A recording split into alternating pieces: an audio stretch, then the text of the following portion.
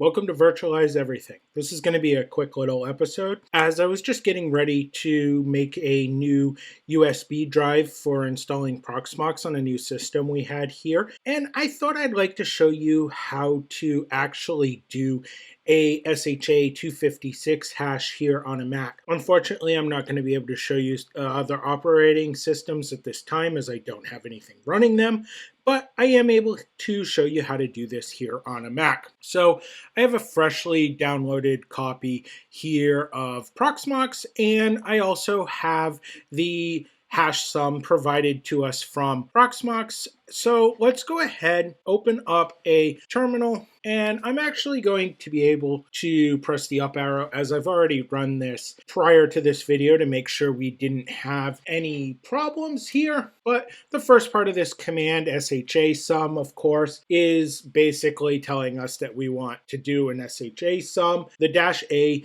designates the bit rate, which following that is 256, which is also the bit rate there. Then we're going to fill in our file. A really neat trick here for Mac when we're doing command line stuff is actually to come up to your file wherever it is in the user interface, say the desktop or whatnot, and right click on it and go down to copy.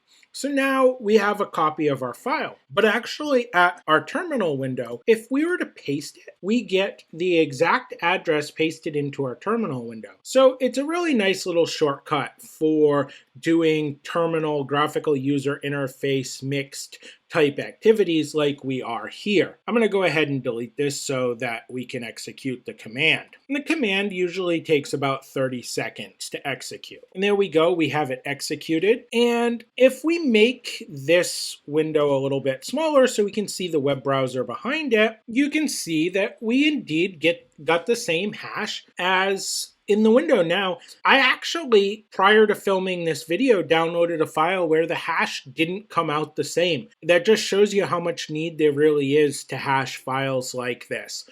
I hope you enjoyed this video and found it informational and now can hash your files here on a Mac. And maybe when I have Linux available to me after getting this Proxmox server up and running, I'll show you how to do it on Linux, and one day I hope to have a Windows system that I can also show you how to do this on. But for today, have a good evening and happy hashing.